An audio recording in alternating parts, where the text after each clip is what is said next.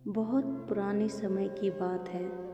वृंदावन के पास एक छोटा सा गांव था, गोविंदपुर। वहाँ एक अत्यंत गरीब व्यक्ति रहता था। नाम था माधव। माधव के पास ना खेत थे, ना धन, ना परिवार, बस एक टूटी हुई झोपड़ी और दिल में एक ही नाम, कृष्ण कृष्ण। माधव रोज मेहनत करता, लेकिन कई दिन ऐसे होते जब उसे एक समय का भोजन भी नसीब नहीं होता। फिर भी वह रोज़ शाम को भगवान कृष्ण के छोटे से मंदिर में जाता और घंटों बैठा रहता। वह न गाता न कुछ मांगता, बस कृष्ण को देखता रहता। लोग उससे कहते, इतनी गरीबी है, कुछ मांग क्यों नहीं लेता भगवान से। माधव मुस्कुरा देता। एक दिन अकाल पड़ गया। गांव में भयानक स्थिति हो गई। माधव 3 दिन से भूखा था, शरीर कांप रहा था। वह मंदिर पहुंचा और पहली बार भगवान से कुछ कहा। कान्हा, अगर तू चाहता है कि मैं इस शरीर में तेरा नाम जपूं, तो आज मुझे जिंदा रख लेना। उसकी आंखों से आंसू बह रहे थे। मंदिर से लौटते समय माधव बेहोश होकर गिर पड़ा। गांव के लोग उसे झोपड़ी में ले आए। सब बोले, अब कुछ नहीं बचा।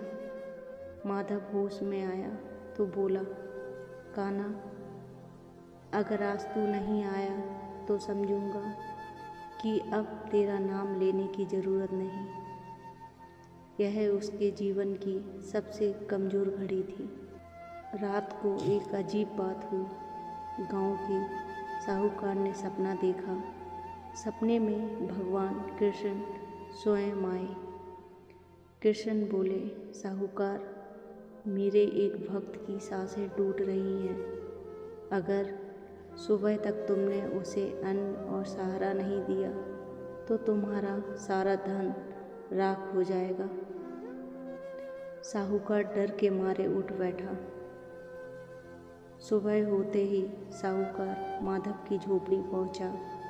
अपने हाथों से भोजन कराया, कपड़े दिए और आजीविका का साधन दिया।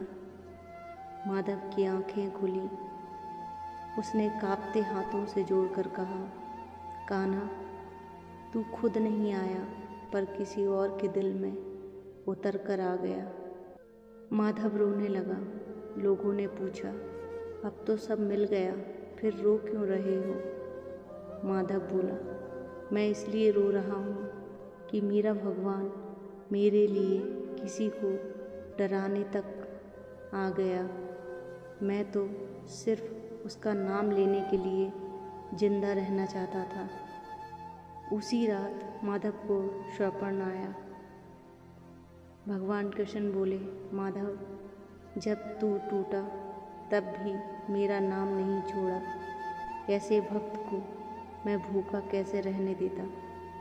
याद रखना, जब इंसान का सहारा ख़त्म हो जाता है तभी भगवान का सहारा शुरू होता है।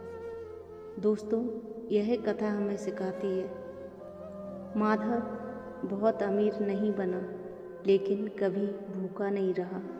और गोविंदपुर में आज भी कहा जाता है, भगवान देर करते हैं, अंधेर नहीं। राधे राधे दोस्तों।